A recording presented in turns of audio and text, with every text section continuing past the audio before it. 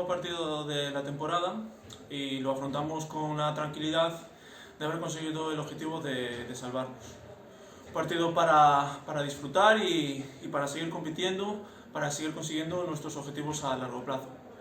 En cuanto al partido en sí, sabemos que jugamos contra el primer clasificado, un equipo que va 25-0, que va a luchar por hacer el 26-0, un equipo diseñado para ascender a la Liga Femenina, que tienen superioridad física y que, aunque puedan estar pensando en la fase, van a salir a ganar el partido.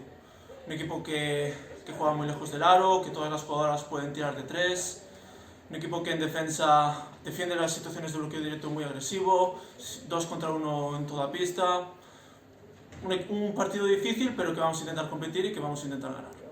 Afrontamos este último partido de Liga con mucha ilusión y con muchas ganas, ya que es el último de una gran temporada y esperamos acabar con muy buenas sensaciones.